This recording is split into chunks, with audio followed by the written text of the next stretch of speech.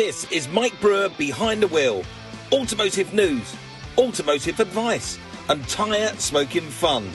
Join me, the Brit with the wit, and my car-loving co-host, Brad Fanshaw. Hello everyone, it's Mike Brewer behind the wheel, and I'm looking forward to taking you on a journey of motoring, expertise, fun, facts, and all the stuff that we embrace ourselves with, this wonderful hobby that we love, the classic car and motoring world. Now, together, we are going to go down this journey, but the man who always grabs the passenger door, and I do like travelling with him because he's always got the best snacks, he always shouts shotgun whenever I'm hitting the road, is my passenger, and he seems very willing. Ladies and gentlemen, Mr. Brad Fanshaw. Hey, Mike, how you doing? I'm all right, Brad. Yeah, ready for the journey? I am. I'm always looking forward to these because you take us to the best places. Anyway, let's hit the road. Let's go. Happy? Happy? I'm happy. I'm happy. I'm always happy. Why wouldn't you be happy, Mike? We're here in Southern California. It's going to be another sunny day in the middle of March, and, we're good. Good. Hello, everyone, and welcome to Mike Brewer Behind the Wheel. Very excited because the door is just shut beside me, and my wingman, my, I think, unwilling passenger, the man who shouts shotgun every time he gets in the car, Mr. Brad Fanshaw's here! Hey, how we doing? Very good, Brad. Very good indeed. Now, when I say you're my willing passenger, you always put your seatbelt on that little bit tighter when you're next to me in the car. Why is that? Because I'm not crazy. I'm excited, but I'm not crazy, I'm Mike. a good driver. No, you are, but, it's the other guys. It's very true. Californian roads are something to behold, aren't they? I just got on the freeway coming down to see you, and as I was getting onto the freeway and I pulled onto it, it feels like you're entering into what is an active racetrack. There is no way to describe it. And as a man who's competed and raced all across the world, when you're pulling on to that, the ramp, the on-ramp, it's like, okay, well, beside you is Ayrton Senna, Niki Lauda, Alain Prost. They're all going at it beside you, and somehow you have to take your car and try and slot in between them. Why do they all have a big X on the back of their helmet, though? Well, something to it, isn't it? It's something to aim for. That's what that is. But no, it's crazy. Getting on the freeway is absolutely mad. I don't know driving like it anywhere else. The one thing about it is, because everyone drives so fast, I can tell you do get to where you're going before you left. One more time on that? Because everyone drives so fast, you do get to where you're going before you left. There you go. Okay, it's like a big time machine. It's like a big time machine. But you know what the difference is, Mike, is that Niki Lauda, Emerson Fittipaldi, all those guys, they never were holding a phone, texting in one hand, driving and drifting and doing everything. Oh, my goodness. Here, I get so frustrated. See, in England, that is a big social faux pas. And not only that, it's so illegal, it's unbelievable. It's illegal here, too, but they don't care. Nobody cares here. I mean, me and Michelle are constantly driving down the freeway and looking at people swerving around, and you're looking at them, and they're Facebooking, they're messaging. We see a lady the other day who was, she had a tablet in her hand, and she had her iPhone up on the dashboard, and she was working the two devices at the same time. I know. As she was driving down the road. It's crazy. I mean, some of the stuff you see is absolutely ridiculous. This is not a lie.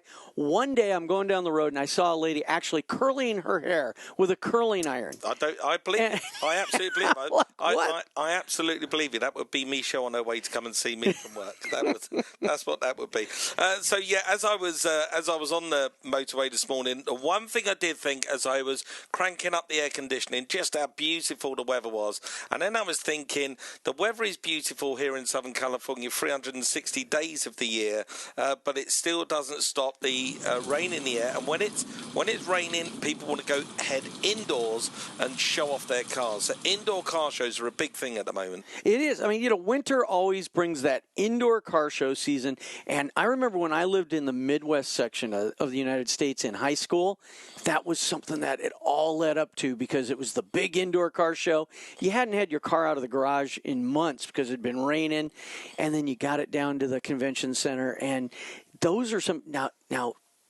Winter is always a challenge because car show guys, they want their cars perfect. Yeah. But you still got to drive them through the slush and the guck to get them in. So then you spend half a day or more cleaning them up. Yeah. Well, me and you will tell most people and I've been at car shows with you, and when people ask the question how to maintain and look after a classic car or a collector car, I always say drive it, just use it, drive it. Yeah. And I say drive it even if it's raining, sleet, snow, it doesn't matter.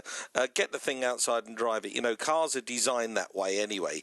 They want fuel, oil, petrol. They want to be dirty. They want to be gritty. They want to be washed off. They want to be cleaned. That's the way that they're made, cars. So I always say get your car out there and use it. Unfortunately, people do, and they bring them to these great indoor car shows. But, you know, even when they get to the car shows, you can see them put them up on blocks, climb underneath, clean the bejesus out of them. You know, these things look better than I can eat. You could eat off of them. You could. They are genuinely. There was a guy that showed me a car at the weekend. We get to that show at the weekend in a minute. But there was and I said, your car is absolutely cleaner than my house. And it is genuinely cleaner than my house. So car shows. Do you know what one of the biggest and one of the not only one of the largest shows, but one of the most prestigious to win the big award at is in America? Well, I would imagine it's got to be Motor City. It's got to be where the car really in America gets made or has been made for a century. The Detroit Autorama. You're absolutely right. Nailed it. See, nailed it, because it's Motor City. Where else would you have it? And it's the Detroit Autorama. Now, at the Detroit Autorama, it's not just so much a car show. It's somewhere for people to go off and show off their cars, but in the aim of winning something really prestigious. Yes, there's a big award there, and it's talked about all year long. Guys are building cars specifically to win that award, and it's the Riddler Award, and it's a big thing. And they actually have a whole lead up to it, where on the first day of the show they choose the Great 8, they call it, which are the 8 cars that have been chosen by the judges to be in contention. So they kind of lead up to it in stages. Right. So what are what's the criteria for having a car to get into the Great 8? Does it have to be a custom car? Can it be a retro car? Can it be a car that's just restored? Or can it be something that you bought off the showroom floor, you've never driven it, you've peeled it out the cellophane 50 years later, and you bring that along to the Riddler? Now, they're really a custom auto show, so it has to be something that is heavily modified, first time it's ever been shown off, and it has to be something spectacular. But other than that, it can be a car. It can be a truck. It can be a hot rod or a muscle car. It could be, they have had, concept cars that are built by an individual, not by a company, that have been in contention. And that's what's so great about it. And now it's kind of changed a little bit over the years, because at one time it was almost exclusively hot rods that were in contention, the 20s and 30s era, roadsters, that American quintessential, hot rod.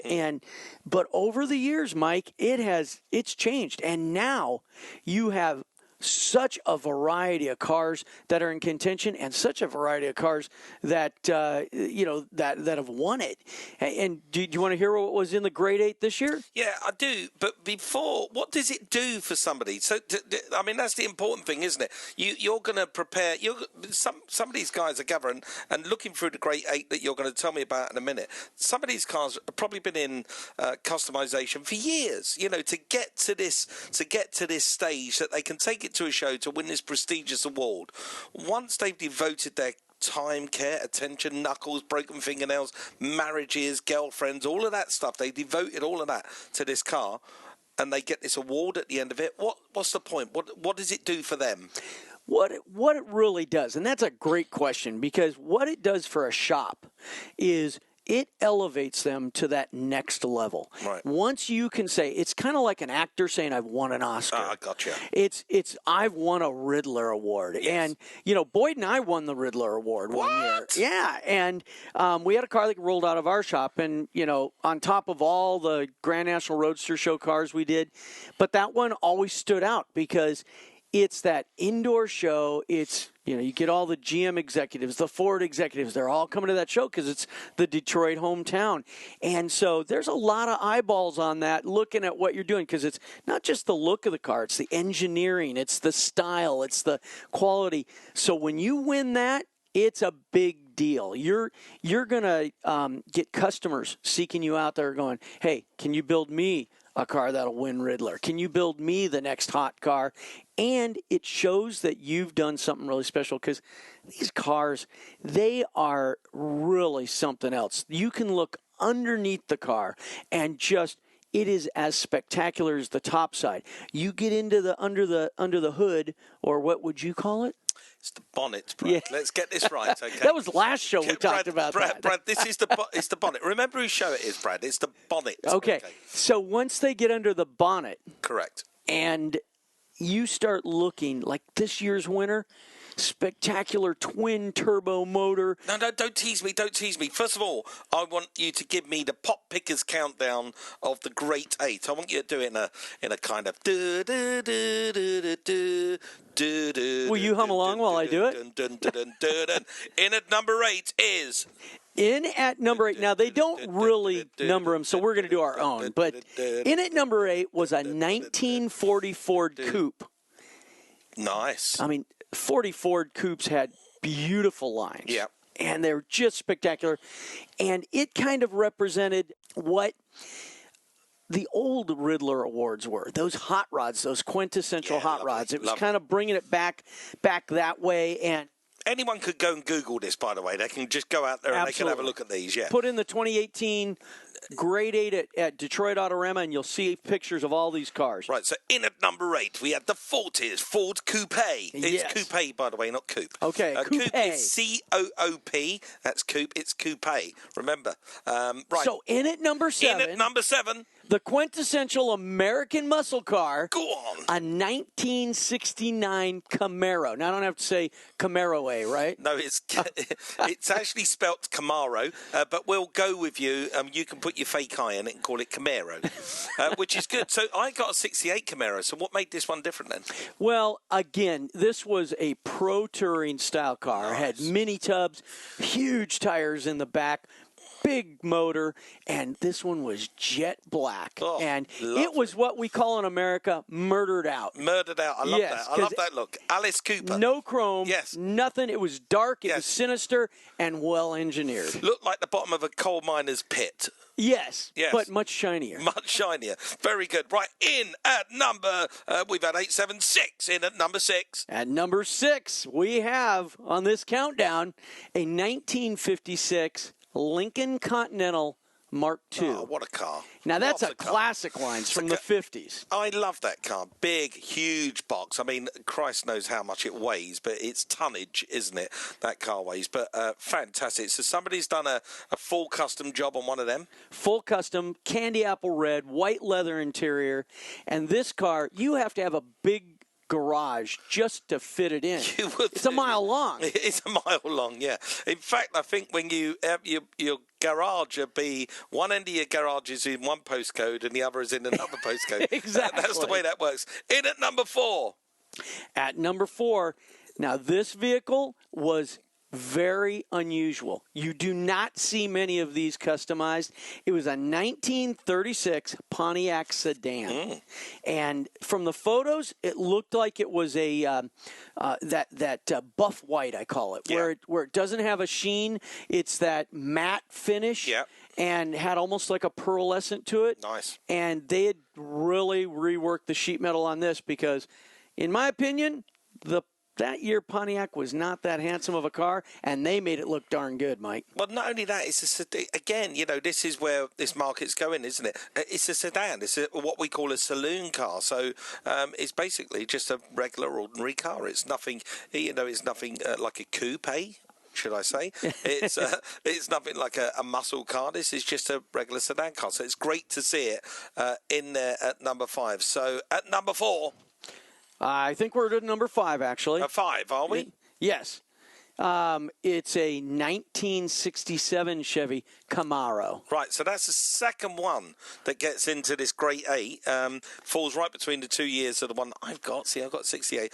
Again, was this one all tubbed out, huge? Was it murdered out again? This one was not murdered out. This one had lots of color, lots of chrome, and it was a little bit more of a traditional hot rod. It was kind of a golden tone, more of a show car look, and but it was done so nicely.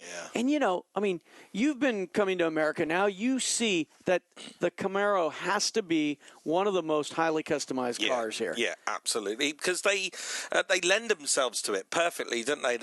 They are a car that's got a very wide beam at the rear, so you can tub them out. You can get those big rear tyres into that car if you do it properly in the fabrication work. The engine bay is vast. You can just throw in what you want into that engine bay. And the chassis on that car is so good, it can take as many horses as you can throw it. And that's why those cars lend themselves to that kind of modification. And people, all the car shows that I go to, where people want to modify a Camaro, it's sort of, you don't do it half-assed. You just go at it. Yeah. And you just, because you can, because the car lends itself, it's almost saying to the car, come on, bring it on, give it to me, throw what you like at me, I can take this. And I don't know if you have the same thing, the same thought that I do, but when I see a new Camaro pull in and I go, somebody actually did something different, because there are so many that have been in magazines, on TV shows, and at car shows. You go, okay, what else can somebody do? But they continue to come up with some new innovation and ideas. Yeah, I see one. The other day. It was in Orange. It was in San Clemente. It belonged to a guy called Simon. He's probably listened to this now. He'd be jumping up and down that I mentioned in his car. 1,000 brake horsepower. I mean, this is a road-going car. 1,000 horsepower. I mean, that's just greedy. That's awesome. It's awesome, though. On pump gas as well. That's what's incredible. Does it have an LS motor in that, you think? It's actually, no, it had a... like a Chevy small block? Yes, like a... Yeah, do you know what? Don't ask me that question, but I know it had a massive, great big supercharger bolted to it that was just gulping in oodles of air. You couldn't stand near it because you couldn't breathe. It was greedy. It was snorting in the air. So, see, is that not number 3, the next one? I think you're right. See, I was right the first time round. I was just throwing you off. You was. See, I don't know what kind of school you went to. Just messing with you. Anyway, here we go. In at number 3. It's a 1934 Ford pickup. Yes, how good is that? See? Hot rod pickups. Hot rod pickups. And we spoke about this before, didn't we? Yes. The genre of the pickup is now, it's now seen in the same light as a muscle car, as a coupe, as a supercar. Pickups are all the rage. And what's so interesting about that 1934 is it spans. It's part hot rod because of those fenders and that grill and that everything, but it's also a pickup. It's fantastic. So they make really cool, a great platform again for making a hot rod. I've actually got a 34 Ford pickup. You do? Well, in fact, I haven't got a complete 34 Ford pickup. What I've got is the front of one. So I've got the 2 fenders, the grille, the hood, the bonnet, should I say, and the 2 sides. I've got that whole thing sort of without the clip underneath it. I've got all of that, which we did have cut off a car that we were going to mount to a wall, but me and Michelle decided we want to turn it into an office desk. So it's going to become my office desk. Yeah, but we have got one set up in the field in Oregon. Get in, patina on it. It's being patinarized. You're leaving it there to get a little more patina. We're letting nature take its course. So in at number 2 is a 1939 Ford Delivery. Nice. Now, do you know what a delivery is? Yeah, it's a truck, is it? Well, it's basically, back in 1939, it was part truck, part station wagon. Right. Because they were kind of morphing between, they were larger than a car, but smaller than a truck, but they had no side windows. Had no panels in the side. Yes. Yeah, really popular again. Yeah. Really, really popular. Everyone wants one of them. And they're rare, and the reason they're rare is because they were just work trucks that nobody wanted. They were stripped out. So at the end of their useful life, most of them just got trashed. Yeah, perfect. Dare I say, perfect for the Riddler. The reason it's perfect for the Riddler is because you can advertise your business on the side of that, on the side of that truck, and that's a very clever thing, isn't it? If you're going to win the Riddler with something that you've got your name written in 5-foot letters on the side of it, that's going to be a bonus. Or better yet, Mike Brewer's Behind the Wheel podcast could be on the side of it. Perfect. Absolutely. Well, we're going to. But now I know you've won it before, so you shouldn't have said that, Brad, because you know where this is going to go. You know my obsession with cars and trucks and vans and and all that kind of stuff. I might be dragging you round a breaker's yard later on today going, should we buy that and get it done and let's get this in the We're going to build one. We're building one for the Riddler. Right now, come on. This is the moment we're all waiting for. There's people, I can feel them sat on the edge of their seats just like me. Come on, in at number one, the winner. The one who came out above everyone else, all those thousands of man hours, all the paint, gallons of paint, all the chrome, everything. It was a 1957 Chevy Custom, and it won the Riddler for 2018. Oh, lovely. It was silver. Yep. And silver, as you know, shows off body lines better than any other color. Anything else, yeah. However, I will say, I know I'll probably take some heat for this, but careful. When I looked at it, I said, wow, it's got the same silhouette as the Shazoom that we built at Hot Rods by Boy. And I wasn't the only one because I thought it, but then I was looking through social media and a lot of other people said, hey, it looks like that car. So, well, that could be a good thing. Is it a homage to the car that you won? It could be. It's plagiarism, that's for sure. Well, but is it a homage? Is it? Do you, have you spoken? There's a good thing. We need to get the guy that did that. We need to get him on this podcast. Sit down and say, who inspired you? Yeah. And he's going to say, this guy called Brad Fanshaw inspired me. Shazoom was such an icon. Yeah. And it was such a different version of a 57 Chevy, which, again, is a classic American body style, that it just stood out head and shoulders because there's never before or ever since until now been anything like it. So it's great. Now, I will say, this car, Mike, that won, it took Shazoom to another level because when we built Shazoom, the customer had a limited budget. So it was mainly, it had a beautiful chassis, but it was not a show car type chassis where everything was plated and everything was, belly pans and all kinds of stuff. It was at a very high level, but not at the level of this because to compete at Riddler, you got to go to that level and then 100% farther. Gotcha. And so it was pretty spectacular. Now I know, and we'll talk about that in a minute at the show at the weekend that we just did, but now I know why Dave Kindig from Bitchin' Rides and Kindig Auto Customs, why he looked at you in a very, very jealous and sort of fanboy way. Because when he was there, I thought, that's weird. Dave's looking at Brad like he was gushing, almost slightly fanboying, and I was thinking, that's weird. I wonder why that is. And that's because David said to me at the weekend, he's desperate to win the Riddler one year, and you've just walked in as a Riddler winner, and I didn't realise that. Yeah, and Dave, I've known for years. I've watched Dave progress from a small shop to the the level that he's at right now, and it's fantastic. It's so cool to see guys transition because they come in and they start honing their skills and they get better and better and that's just fantastic. And to get that Riddler, that is one of those things that everybody wants to have. I suppose you walking around with a T-shirt saying I won the Riddler and holding the trophy in your hand was maybe pushing it a bit too much, Brad, but I could see why. You don't think I should have done that? I think that was just maybe pushing it a little bit too much. And I had that wagon behind me with the Grand National Roadster Show trophy, right? Yeah, you did.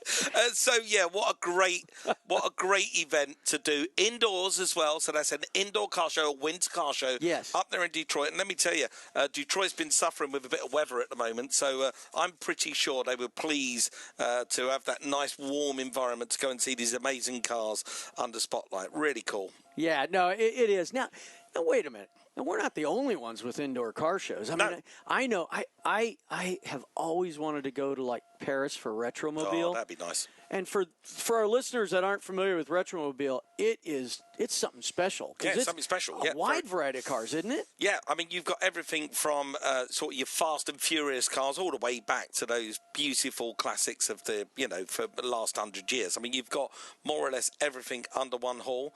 There's some really weird stuff as well about France is that it's actually from a car from a certain generation or genre, like the 80s, 90s, 2000s, it's actually illegal to modify a car. You can't actually change the engine and do a lot of modifications for it. People do, different air filters, that kind of stuff. But to change the fabric or the way that a car performs is actually frowned on by by the police out there. So people have to be very careful and very subtle with their modifications, especially of that later generation of car, which is really so no nice. Blowers sticking through the hood or anything like that. I think yes, if you was to buy the car from say America and import it into France or Sweden or Germany or Holland and import it in, that's a car that's of that ilk. But, I think if you was to buy, particularly a French car, I think if you was to go and buy a Peugeot or Renault and do something stupid like put a blower out the hood, they'd probably pull you to one side and the gendarmes in France probably give you a good beating for that because, no, it's sacrilege. So are there many Les Speed shops? Yes, there are. Very much so. Very much so. But I'll tell you what you do get in France. You get this... You've only got to look at the marks of, say, Citroën. You do get this flair. They have this flair to their design and to their customization that is just like something else. I mean, look, the word, Frenchin comes from somewhere. Mm-hmm. And whether it was you, Boyd, whoever, Dave Kindig, everyone's been Frenching lights and... Yeah, Frenching in the headlights, and they did that in the 50s. They did that in the 50s, and it come from somewhere, and that's where it comes from. But, having car shows inside is a big thing, and we have a couple of really good ones in the UK as well. We have this one just recently, which is called Race Retro. It's at Stoneleigh Park.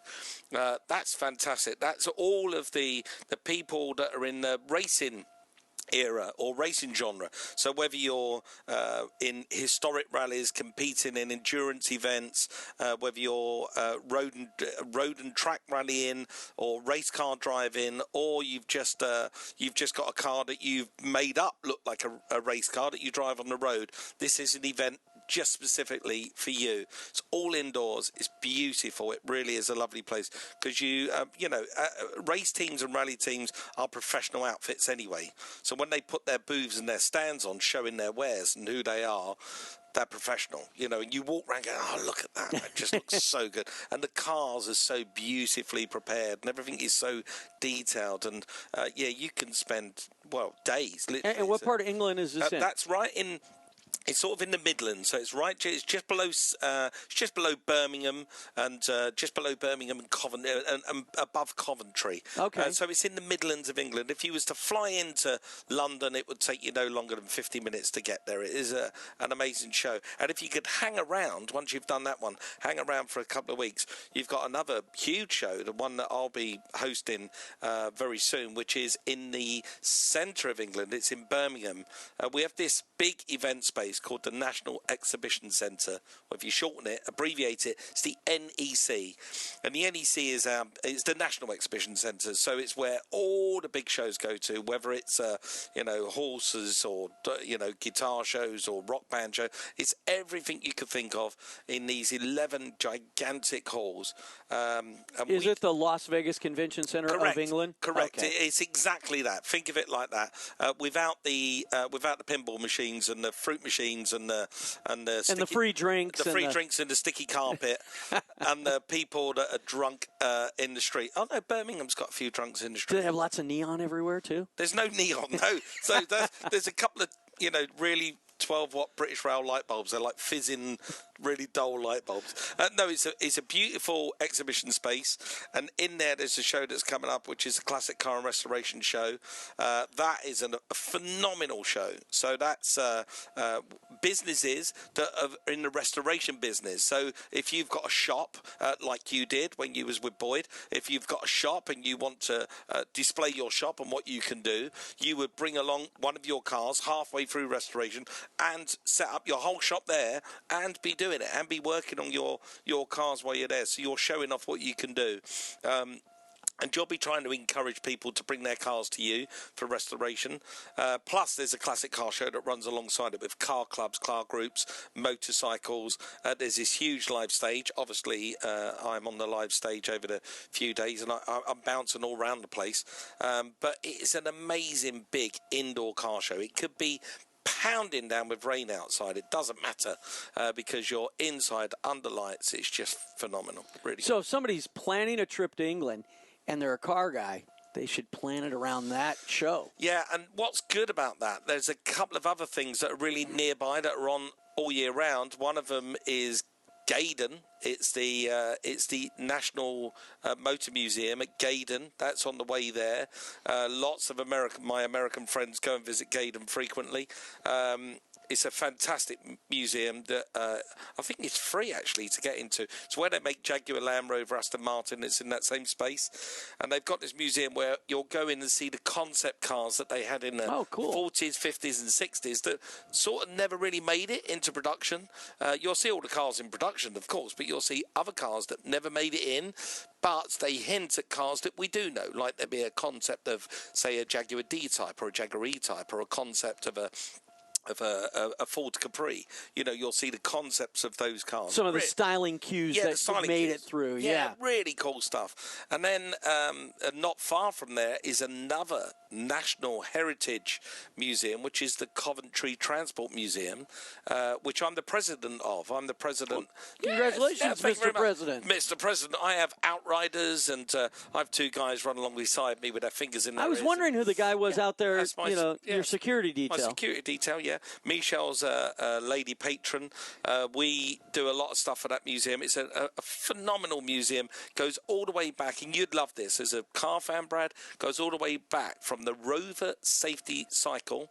Really? All the way up to the latest F-Type or I-Pace from Jaguar. Yeah. So it's everything that British manufacturing has produced during the last 150 years, from the Rover safety cycle right up to today. That'd be incredible. It's amazing. Everything is in there as well. You can walk through the history of British automotive engineering. There's an amazing part in the middle of the museum where you walk through, and it's based on the war. So what happened during the war to British manufacturing? You know, you had Morris garages, you had Bentley, Rolls-Royce, all turn themselves over to the war effort. And you walk through bombed out, factory floors and, sirens going, and you walk through this sort of living museum. Do they show a lot of, like, the airplane motors that they were making at that time? There's no airplane motors. There's another museum for that. Okay. Which is for the airplane motors. That's the wartime museum. That's down in Waterloo. Oh my God, that's phenomenal.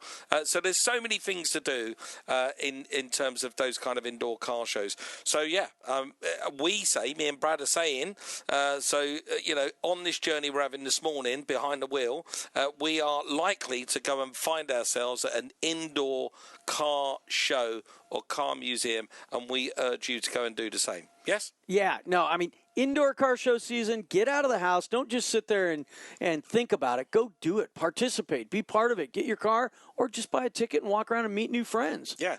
Come and see us. And you know what? Speaking of new friends. Yes. I've been meeting a lot of guys that are into Porsches lately. Porsches are so exciting and just so popular. They've always been popular. I've had this Porsche love affair for as long as I can remember, having owned, bought, sold many over the years. But now I don't know. It drives Michelle to the point of madness. Once I get an irritation, it's a scratch, and I will keep scratching it until I cure it. And I've got this new thing. Is that the rash that's on your arm there? It's the rash. That's a Porsche rash. This weekend, Brad, this weekend when I should be going to a car show, actually I'm off to go and see two cars for sale, two Porsches for sale, personally, because I just need to scratch that itch. I need to get myself another Porsche in my garage. And do you know why? I think I know why. It's because they're having a birthday. I think it's because everyone's talking about it. It's their birthday. It's their birthday.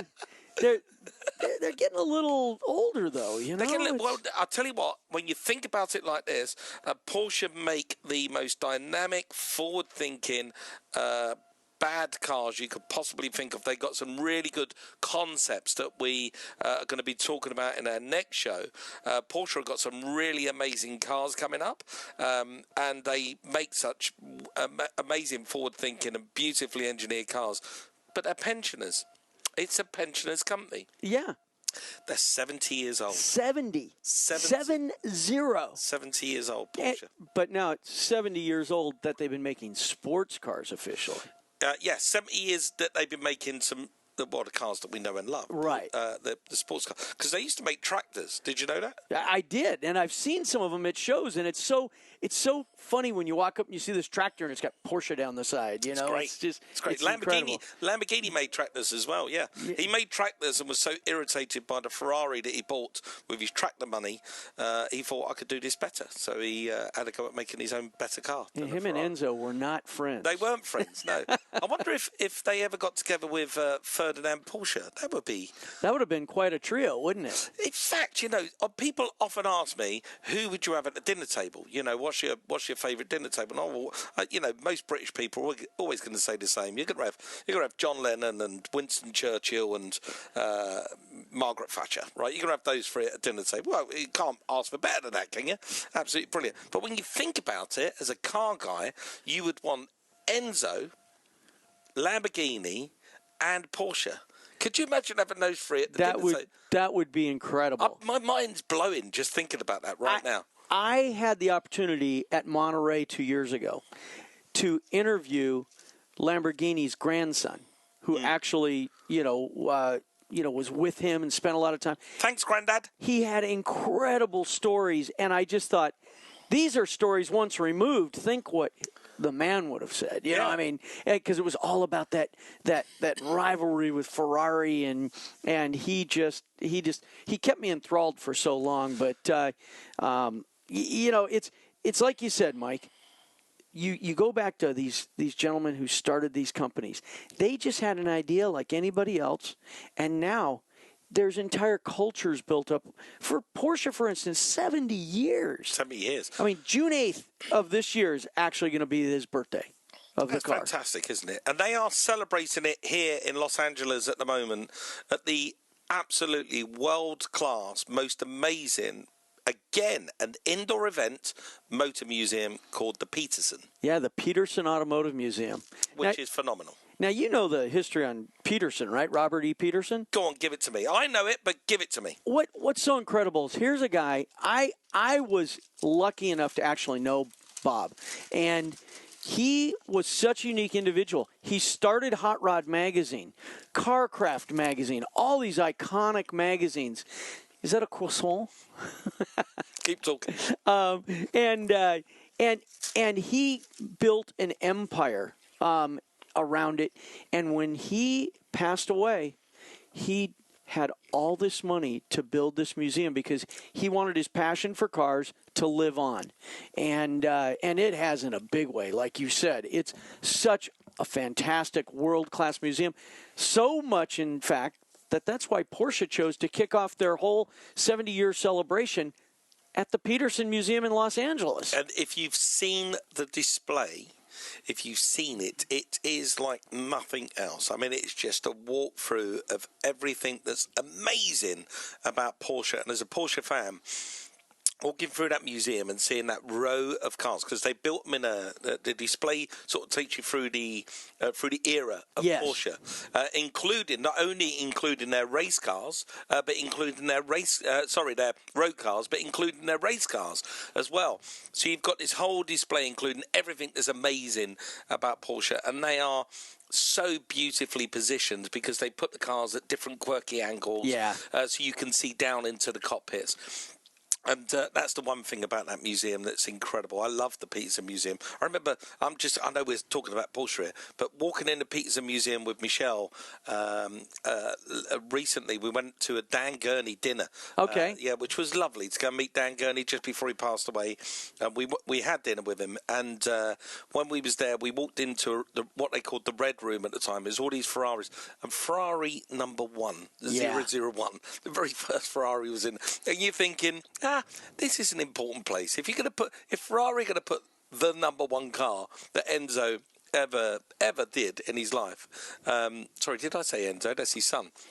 That Mr. Ferrari put in that museum, then you know you're in a very special place. But yeah, to see that Porsche exhibition, I urge anyone who's in the Los Angeles metro area, or I urge anyone, anywhere in the world, jump on an aeroplane, come and enjoy the sunshine, experience those freeways, like we said, and go into the Peterson Museum. It's fantastic. How are they celebrating it in Germany, though?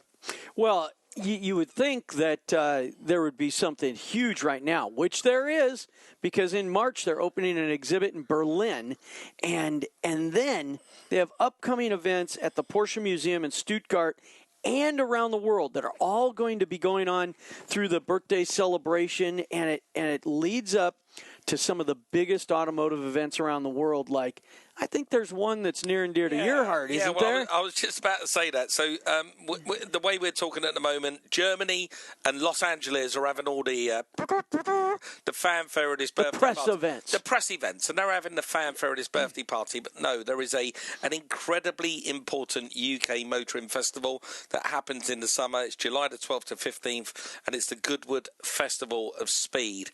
And that So is, great. oh my God, that's just like one of the best car shows, best car events ever. And Porsche will be celebrating their 70th birthday there, and they will do it in grand style, let me tell you. And they will be doing it with everyone you can think of. There'll be the likes of Sterling Moss walking around, Damon Hill.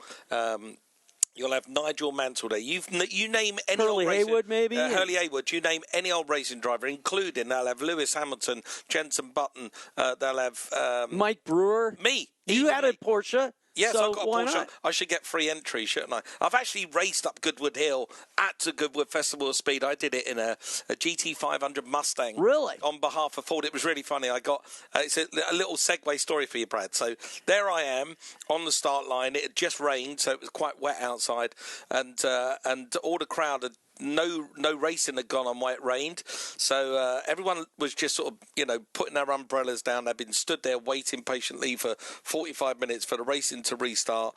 Michelle was in the VIP hospitality centre with the board of Ford Global, right, who were all waiting in anticipation to see their GT500, the new one that come out. Back in 2005, I think this was. They were waiting in anticipation to see me take their $1 million concept baby up the hill. Okay, so when the marshal said to me, the marshal leant in the window, he said, all safe, all ready to go? And I said, yeah, I'm all ready to go. And he said, the crowd have been waiting here for a long time, so make sure you put on a show for them and light those tyres. So I didn't want to do a competitive lap. I just wanted to go and have some fun. Yeah. So I left the line and I laid the biggest set of 11s you've ever seen in your life. The 11s went on for a quarter of a mile. There was smoke billowing out the back of this car, and as I laid these 11s, I can hear on the in-circuit tannoy going, here comes Mike Brewer, television's Mike Brewer, and the crowd are all clapping and cheering, everyone's having a good time. And just as the 11 finished, I am right at the hospitality suite where my wife is standing on a balcony with the board of Ford all clapping and cheering and having a good time. So I thought, hit the brakes, light it up again. So I hit the brakes and lit the sucker up again. I then drifted it sideways past Goodwood House with the crowd going, crazy, and I'm loving every minute of this. I'm thinking, this is so cool. I look like a hero here. Easy to do on a car that's got that much horsepower, but I look like a hero. And then in my rearview mirror, a Lamborghini just appeared out of nowhere, and I thought, I'm just holding this guy up. So I just nailed it and got to the top of the circuit as fast as I could, the top of the hill climb. When I got through the top of the hill climb, there's a sort of Parc Fermé area where you wait before you go back down the hill with everybody. It's one way, so all the cars go up. They wait for half an hour for all the cars to go through, and then they all come back down. And as I got to the top of the hill and parked the car up, the guy in the Lamborghini had registered an official complaint with the marshals that I held him up and stopped his competitive time. So I got hauled into the steward's office at at Goodwood House. It's very funny. The steward's office overlooks the circuit. It's like one of the master bedrooms almost, and it overlooks the circuit. And the steward, who's standing there in his blazer with gold buttons and his schoolboy tie, was laying into me, going, "Do you not know what kind of event this is? You can't come here and showboat for the manufacturer. This is not a manufacturer's event. I know you were showboating for the..." And as he's saying that, over his shoulder, outside on the circuit, Jenson Button is doing donuts in the in a Formula One car, and I went. So Jenson showing off for that manufacturer, went, "But that's Jenson Button," is what he said to me. When you've won Formula One events, you can come back here and do that. Exactly what he said to me. So I was told under no circumstances to drive a car again. So I was told not to drive the car again. But I've competed at Goodwood a few times. Wow, what a place! And Porsche are going to be celebrating their birthday there. Now, do you think the sculpture out front will be Porsche's this year? It's got to be, hasn't it? Always spectacular. And if you don't know what we're talking about, look up Goodwood Festival of Speed sculptures, because every year it is something you can't even describe it on the radio. You can't. No, it's they really go for it as well. I know I helped film with Jaguar one year, and it was Jaguar that were putting their sculpture up, and I was filming for Jaguar. I was filming a thing, and it cost millions. You know, this sculpture cost millions and millions and millions to put up. It was like roads going off with Jaguars at the end of the roads, and 150 foot high. It was an incredible sculpture. So that's going to be that event. Then it goes back here to Northern California. Laguna Seca, a legendary track in Northern California. See, if you've got to name one track in America that's got the most audacious turn in it, the corkscrew, it's going to be Laguna Seca. And I can't think of many cars that would stick like poop to a blanket through that corner, other than a Porsche.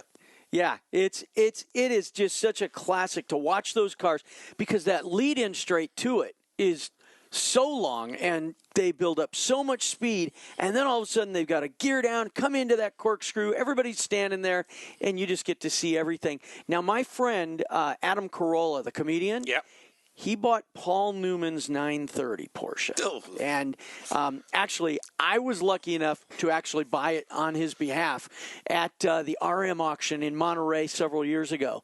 And so I was the one there standing up there bidding the millions, and everybody thought it was me. But you know what, Mike? Better than buying a car like that is buying it with somebody else's money. Yeah, that's fantastic. How good is that? And so that $5.5 million was easily spent on my day. $5.5 million for a 930 turbo? Yeah, well, it's the 935 turbo. The 935. You said 930. Okay, I'm sorry. No. I'm thinking what, he bought an 87 930? No. Yeah, because I could go and get him 50 of those if he likes tomorrow. I misspoke. Yes, 935 competition car. And it is the one... Priceless today. Oh, yeah, and just phenomenal. Well, he has gone through it front to back, and he is bringing it to Rennsport. Nice. And he's going to race it up there. So that will be really cool to see. I mean, there's some people right around the world who are listening to this right now, Porsche enthusiasts, Porsche fans. One of them actually works with me, the young guy who works with me, who's a Porsche freak. He would actually, I think, chop off the top of his small finger just to sit in that car. I mean, he would go to that level. He would donate an organ to sit in that car. That's how much it would mean to him. So, yeah. Well, maybe we could do some kind of promotion around it. We should do. Anyone want to win a liver? Win a liver. Liver deliver. Liver deliver. Yeah, fantastic. So that all wraps up in October in Germany. So, Porsche going to have a phenomenal 70th year, aren't they? This company that's a pensioner going to have a great year. We just had, a whole Porsche week here in Los Angeles, and it was really cool. Yeah. Lots of great events. I went to my good friend Nicholas Hunziger and his lovely wife Heather. They have a business called Hunziger Design. Nicholas is one of Porsche's almost in-house artists and painters. He does the work for Porsche. He does the work for Golf, the McQueen Foundation, and he has the license to do all of their material. Nicholas is a huge Porsche fan, so much so, and he's very well known in that world, so much so that on Friday I went to his business down in Torrance, and he had the Porsche Club of America came on buses, busloads of them, Awesome. were delivered every hour to his business to come and meet Nicholas, buy one of his T-shirts and come and see what he does with Porsche, his art that's on the walls, and it was phenomenal. I got to meet on Friday probably about 500 Porsche owners from a Porsche club of North America, and they are enthusiastic and they know more about that world than anyone else cares to mention. They are amazing people. It's a great event. And I got to meet him just over the weekend at another indoor car show. Yes, which was the LA, very good segue, I like it, which was the LA Classic Auto Show. Now, this is a show that is in its second year. Okay, so we decided to put on a car show in Los Angeles. This was something that me and my wife have been pushing for many years. We're the organisers of the UK event that I told you about earlier. And everyone thought, Mad Mike, who wants to do a car show indoors in Los Angeles? You do realise you are saying Los Angeles, California, and you want to go indoors for a car show, and I'm going, yeah, trust me. If a car show's indoors, there's two things. You can control the environment, so you can have the air conditioning on and control it, and you control the weather. Plus, the fact you control the way the cars look. I personally think cars look great when they're outside in a car park, but they look even better when they've got a spotlight shining on them. Yeah, under the lights. Under the lights. Now, I did think it was a little bit over the top when you were up on stage saying, I control the weather. I mean, that was a little over the top. I do control the weather. It's an indoor car show. We understand. What happened at the weekend, Brad? Can I tell the public what happened that weekend of the Los Angeles car show? What was God doing with the weather that weekend? What happened? Well, I remember liquid sunshine. Correct. It poured with rain over that weekend. So you can then reckon everyone was looking at me going, you're a genius, Mike. You're the smartest guy in Los Angeles. You are the smartest guy in Los Angeles. And I was the smartest guy because I knew that if you're going to have a car show that kicks off that if you like, this is a pre-car show for the spring period. We're saying to people, we know we've been through the winter, and we know we're just coming out of winter, heading into spring. Don't forget, though, guys like to show their cars off in the winter. This car circuit doesn't stop. People want to get their cars out, and to do that, you can only do it if you control it. And the way to control it was to put it inside. And thank God we did. We had 2 floors, over 1,000 cars on display. We had merchandise stands, we had trade booths, we had everything going on. We had restoration theatres downstairs where people could learn and watch people restoring parts and components on cars. And had a detail too, right? We had how to detail. We had a detail centre. We had autograph and sign-in sessions by some of the world's top automotive celebrities, including Mr. Chip Foose, Mr. Dave Kindig, Donald Osborne from first time I've got to hang around with him this weekend. Oh my God, what a super nice guy Donald Osborne is. He works with Jay Leno on Jay Leno's Garage. He's the guy that values the cars. Super nice guy. We even had the guys there from Counts Customs who kept saying to me, we shouldn't be here, we shouldn't be on stage with Mike Brewer, Chip Foose and Dave Kindig and Wayne Carini. We should be on stage with these. And I was going, hey, you deserve to be here, guys, because they brought the fun to the car show. And of course, I just mentioned him, but where would any car show be without the automotive savant that is Mr. Wayne Carini? I know. And I love Wayne. He's like my little dad. And me, Wayne, Chip, Dave, we got this family thing going on. We genuinely, there's no we don't compete against each other on our car shows. We genuinely love each other, and we just have this blast all over the weekend. It was phenomenal, and I really think the audience who come to see us and come to see that car show, they get a lot out of it. Well, there's so much for everyone. I mean, like you were saying, all the people. You also had Steve Moll, who's his incredible builds up in Northern California, from hand-built Ferrari replicas to hot rods. And then guys like Don Prudhomme, legendary drag racer. Yeah, so I had him, the snake, up on stage. The snake. Do you know what? Don Prudhomme, okay, let's just, I want people to Google that name, Don Prudhomme, but Google Don Prudhomme 2017, 2018. Right, that guy got up on stage, and it had in my notes he was 69 years of age. And I'm thinking, geez, that guy looks amazing. Yeah. He cannot be 69 years of age. That guy is taking, he's sucking monkey glands out of something, and he's injecting it. He's injecting it injecting it into his neck. He must be, because there's no way that guy could be 69. He looks every inch a 55-year-old. Fit, chiseled chest, good shape, all the rest of it. Then he gets up on stage and I introduced him. Don Bradome, 69 years of age. And he went, what? I wish I was 69. I'm 77. Yeah. I swear to God, you could have dropped the microphone and walked off a stage right there and then. Not a person in the building believed that guy was 77. Wow. Don is he's one of those guys that is driven. He's always done what he says he's going to do and says what he's going to do. And I mean, he's an awesome guy.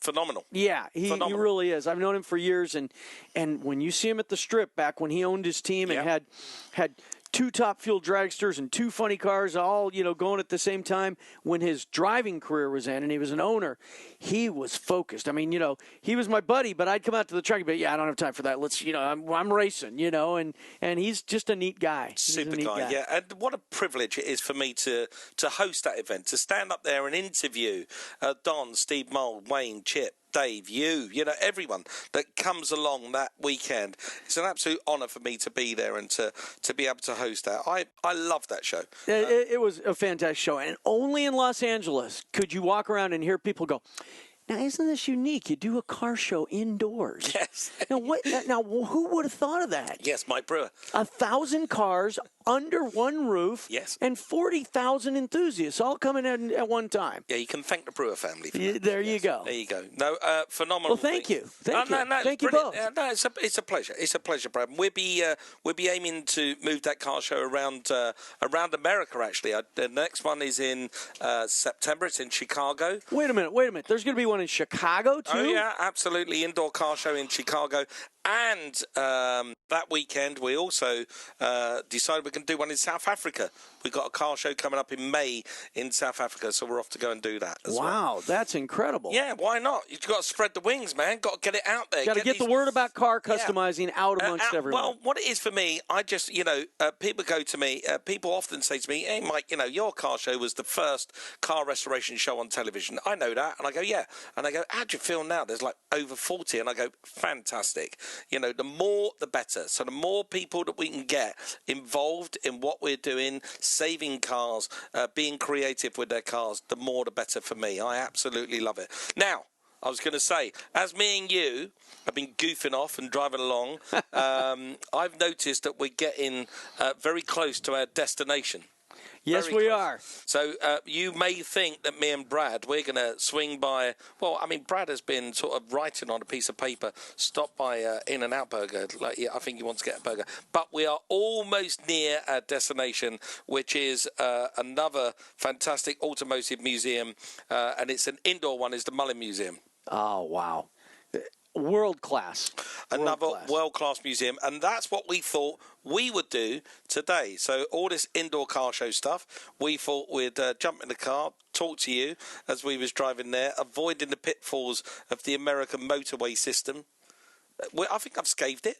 I think I've done all right this morning. I've got us there in one piece. Yeah, it's, it's one of those things where you come back to kind of some of our American slang. Yeah, we could talk about that if you like. Before we get there, I've got to park the car, so we've still got 5 minutes. I thought we were going to stop at In-N-Out and get a burger first. No, we're not going to do the burger. I'm going to take for lunch. We're going to have a nice salad. Okay. But before we get there, let's talk a little bit about. Which one do you want to go for? You tell me which one you. And I've got a couple of questions as well from people. Oh, we do. Well, we got to get some questions. Maybe we should save our American slang for another show and go right into the questions. Let's go into the questions. So let's do that. Edward Mann. Right, lovely guy. He contacted me on Twitter. He said, what's the best way to maintain leather seats? Now, I've got a really good tip for leather seats. Now, to maintain leather seats is quite easy. All you need to do is clean them. And a really good product is just use saddle soap. So saddle soap is something that you go and buy at a farrier's. A farrier is somebody that looks after horses. So if you can find online, you can probably do it, Google it. You can find a bar of saddle soap. It's the best product to look after leather seats and leather upholstery, indoors, outdoors. It's saddle soap that you use on the saddle of a horse. So I thought it was all about moisture. Yes. So when I just lock my dog in there for a little bit and have him lick the seats, that's not good enough? No, that's not good enough. That's not looking after the interior of the car, Brad. Okay, that's what's happening to my interior. But let me give you my big tip. Okay, this is one of those weekend projects, and I urge you to do it. You have to do it in the summer. It's a weekend project to do in the summer. Take the seats out the car. Give them a good clean with saddle soap, and then buy the best oil moisturizer product you can. You can find, I don't want to name too many manufacturers, but quite famous car cleaning product manufacturers. I think you can guess what I'm saying. Do have products that you can, it's a leather feed. Okay, so you put not the recommended amount that's on the bottle. They will say just put some into a sponge and rub it onto the seat. Don't do that. Tip the whole bottle onto the seats. I mean, smother them so they look, you can't sit in them. They're covered in oil. Then put those two seats, or the rear seats as well, put them into black sacks, black plastic bags, black sacks. Okay, like a trash bag. Like a trash bag. Yes, okay. Tie them up or sellotape them up and tape them up, those bags, and then put them outside in the sun and leave them there for as many hours as you could possibly do. If you could leave them there all day sitting in the sun, fantastic. What will happen is leather is skin. The pores of that skin will open up. It will oodle and guzzle in that oil. Now they're clean, obviously you clean them with a saddle soap. It will guzzle in that oil, and it will put those seats back to a condition that you won't believe. Once you take those bags off and just give them a buff down after, no oil will come out the seats. It'll all be gone. It'll all be. So it's not going to get on my clothes afterwards. It won't get your clothes. The only thing I would recommend for the very, say, the first 2 journeys when you're in the car, just put a towel on the seat. Don't wear your white. Don't wear linen white, suit. yeah. Okay. Just put a towel on the seat for the first 2 journeys. But I absolutely promise you that will last for 10 years. I mean, at least 10 years. But your seats will look like brand fire new again. So there you go, Edward Mann. I hope you enjoyed that question. I learned something there. It's good. Neil Rapsey. He said, as diesels are now are not the flavour of the month. See, diesels are a big thing in Europe. What would be the best used car to buy? He's a petrol driver, and he's always been, but a family member is considering a diesel. Now, diesels have become a dirty word in Europe. It's become a dirty word now because... Hasn't diesel always been dirty? No, diesel was... Well, no, what happened is, see, government incentivized people to go and buy cars with a low CO2. Right. So they would give you a bigger tax break if you bought a car with a low CO2. Low CO2 cars were cars that were like 1.6 litre diesels that do 70 miles to the gallon. So people went off, even we did it. We went off, me and Michelle, and bought a little Audi A1. You could buy it and... You know, it's almost you're writing the car off against your tax. So lots of people went and did that. And what they did is the government noticed that there was a big blip in car sales and tax, obviously, that it was making. So they waited around 10 years and they went, how can we do that again? So now they went and found something that's really nasty in diesel, and that's NO2, NOx, carbon monoxide. Right. All right, so they've gone, we told you to go and buy diesels. Now diesels are really bad because they've got nitrous oxide in them. So what we want you to do now is go back to petrol. So now the government incentivizing people to go back to petrol. So this question from Neil Rapsey is saying to me, what should I do? How do I do that? And what should I buy? I wouldn't panic yet. This isn't, diesels aren't going to be taken off the streets for many, many years. I wouldn't panic yet. But you'll see manufacturers are doing more and more better petrol cars, the cars that are running on regular petrol, and they're stretching their mileage out and now doing 60, 70,000 miles to the gallon. If it's a family car, me personally, I can't think further than a Ford brand. I would go for an S-Max, which I think is the best family people carrier out there. You can get a really cool 2-litre Ford S-Max that's a petrol car, returns really good miles per gallon. If you get it with the auto gearbox, it's a beautiful car to drive. So that'd be a recommendation for you. But any car of the last 2 to 3 years in petrol form is a forward-thinking car. So not bad at all. That was a good question. Thank you very much, Neil. Somebody said, Stu M, could I get a 90% discount on Mike Brewer Motors? That wasn't a question. That was a beg. Even I don't get 90% discount with my own cars. He can't give those government discounts like the government can. No, and then somebody else has said, What's the best new car? This is Rob Griffiths. What's the best new car purchased on PCP, second-hand, or is it best to buy it on PCP or get a loan from the bank? So what is PCP? It's like, do you want to lease the car or get a loan from like the bank? leasing here in America. Okay. Yeah, well, I mean, it's an argument. Yeah, lots of people here in America lease cars. Almost everyone leases a car here. Not very many people actually buy and own their car. So there is an argument. What's the best way to go? I would suggest you just weigh up the options. Do you want to hand the car back and get yourself a new car after a few years, or do you want to drive that car forever? You know, it depends what car you're buying. If you're buying a car like a Porsche, you might want to keep it forever. And some cars, you know, if they're limited edition, they go up in value. You definitely don't want to lease that car. Yes, forever. So, Rob, that's a really difficult question to answer because it just comes down to personal preference and how much. Lease cars are generally cheaper on your pocket because you're handing the car back. So it comes down to budget and taste and what you're buying. Can I do another one, Brad? Have I got enough time? Because we've still got to park the car. I'm still negotiating this multi-story car park. Yeah, but we've got to be there in a few minutes. They're going to close the doors. No, let's not close the doors. We've got Grenade Motorsports, one of our big followers online. They'd like to know how long I was in the motor trade. I still am in the motor trade. I don't know, am I retired? Is somebody going to burst through the door? He's written you off already. Yeah, is somebody going to burst through the door and give me a Lifetime Achievement Award?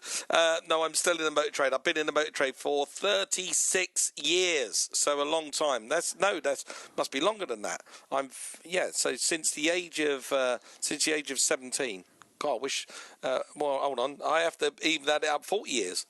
Almost 40 years I've been in the motor. A long time. Let's put it that way. A long time, and I'm still selling cars. I'm still doing it. He says he loves my work. Thank you very much, Grenade Motorsports. There are loads of questions here. I do apologise if I never got to you. I will try to answer these questions separately on another podcast, which will be coming up very, very soon with my wingman beside me, Mr. Brad Fanshaw.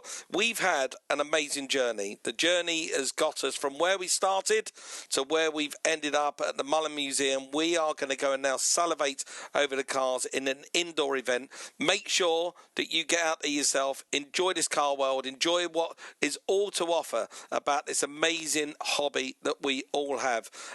Enjoyed yourself, Brad? I had a great time, and I can't wait to get in and see that Hispana Suza. Oh, they've got several of them in there. They've got several. I can't wait. Let's hope, just for your sake, because I can hear your tummy rumbling, they've got a good canteen that's open before we start walking around. I hope so. And you know what? Everybody can follow us even when we're not on the podcast. They can find us at Mike Brewer BTW across social media and MikeBrewerBTW.com. Perfect. Okay, yeah. So you go looking for us at BTW, Mike Brewer, behind the wheel. It's been fabulous. I want you to give a big round of applause, my man, Yay! Mr. Brad Fanshaw, who rode shotgun beside me. And the journey is now over, Brad. We can eat and go and see cars. I can't wait till the next time. We always have fun trips. Let's go. If you need to get in touch with me or Brad, you can do. Ask us any question you like about motoring issues or a motoring-related thing. If you've got something that you want to do to your car and you don't know how to do it, you want to sell your car, you want to advertise your car, you want to buy a car and you need some advice, then please reach out to us. You can find us on Twitter at Mike Brewer BTW. See what we did there? Genius. Is that for behind the wheel? It is. There you go. Wow, how did you come up with that? It's so good, isn't it? And we'll see you all next week. Bye-bye. This show brought to you in part by Bond Speed Wheels. Bond Speed Wheels, machined in America. For cars, trucks, hot rods, and exotics. We make wheels for your lifestyle. Find us at bondspeedwheels.com. This has been a Bond Speed Media production from Circle B Studios. If you like this show, also listen to Shift and Steer, Man Seeks Adventure, and Dixon's Wild Ride. You can subscribe to them on iTunes or visit their websites. If you'd like to reach Bond Speed Media, you can do so at bondspeedmedia@gmail.com.